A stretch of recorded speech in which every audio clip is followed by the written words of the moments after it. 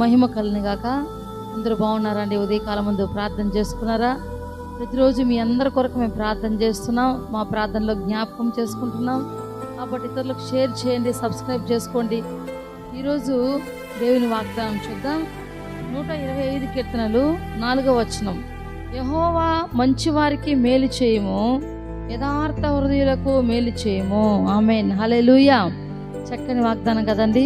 నిజంగానే మంచివారంటూ భూమి మీద ఉంటారా ఉండరు అంటే తప్పకుండా ఉంటారండి. ఎక్కడో ఒక మూలలో అన్ని చోట్ల మంచి వాళ్ళు అంటే ఏ తప్పు ఎరగని వాళ్ళు, ఒకరి క్షేమాన్ని చూసి ఆనందించేవారు, ఎప్పుడు వారి కుటుంబమే బాగుండాలి, వాళ్ళే బాగుండాలని కోరుకోకుండా అందరూ బాగుండాలని కోరుకునే వాళ్ళు మంచి వాళ్ళండి. హల్లెలూయా.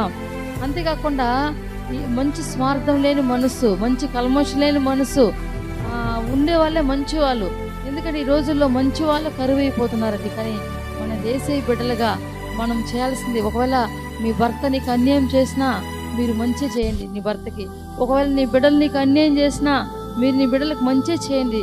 లేదా ఎవరు అన్యాయం చేసినా, ఒకవేళ నీ తల్లిదండ్రులు అన్యాయం చేసినా మీరు బిడ్డలుగా వాళ్ళకి మంచి చేయండి. ఎందుకంటే మంచి చేస్తే యేసయ్య ఏం చేస్తారంటే మేలు చేస్తారంట. హల్లెలూయా. యేసయ్య బిడ్డలుగా ఉన్న మనము, ఆయన ప్రేమ కలిగిన వాళ్ళగా ఉన్న మనము మంచి చేసినప్పుడు మనకు దేవుడు మంచి చేస్తాడు.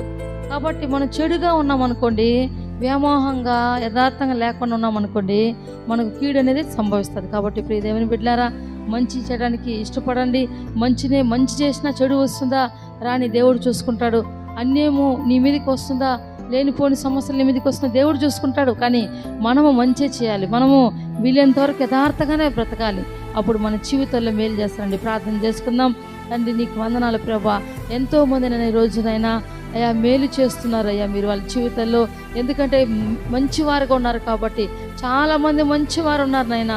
ఇదిగో ప్రభా, మంచి పద్ధతి కలిగిన వారు, మంచి ప్రేమ కలిగిన వారు ఉన్నారు కాబట్టి ఎంతోమంది జీవితంలో మేలు చేస్తున్నారయ్యా. ఉదయకాలం మందు ఎవరైతే వాగ్దానం వింటున్నారో వాళ్ళ జీవితంలో మేలు చేయండి ప్రభా. ఎప్పుడు ఎవరికి ఎలాంటి ఆపద తలపెట్టకుండా వారిని కాపాడుకుంటూ ఇతరులను కాపాడే మనసు ఉన్నవారిని దీవించండి ప్రభా. అయినా యథార్థంగా ఉన్నవారిని దీవించిన ఆయన. ఎవరైతే ఈ సమయంలో మంచాన పడి ఉన్నారో వారిని లేవనెత్తండి యేసు నామములో. ఎవరైతే హాస్పిటల్లో ఐసీయూ వార్డులో సీరియస్ కండిషన్లో ఉన్నారో స్వస్థపరచరే. కుటుంబ సమస్యలతో కలహాలతో పోరాడుతూ తండ్రి నాకెందుకు ఈ శిక్ష, నాకెందుకు ఈ జీవితం అని ఏడుస్తున్నారు, వాళ్ళ హృదయాల సమాధానం ఇవ్వండి నాయన. ఇదిగో ప్రభా, నిత్యము వాళ్ళు వారిని కాపాడుతూనే ఉంటుంది నా ప్రభా. ప్రతి ఒక్కరిని బలపరిచిన నా వివాహాన్ని బట్టి వివాహం జరిగించండి అయ్యా తండ్రి. ఇంకా నా ప్రభు గర్భఫలాన్ని బట్టి గర్భాన్ని తెరవండి నాయన. ఎవరైతే ఈరోజు బర్త్డే మ్యారేజ్ చేసుకున్న వాళ్ళందరినీ దీవించమని యేసు నామములో ప్రార్థన చేస్తున్నాం తండ్రి. ఆమేన్. క్రైస్తవులారా.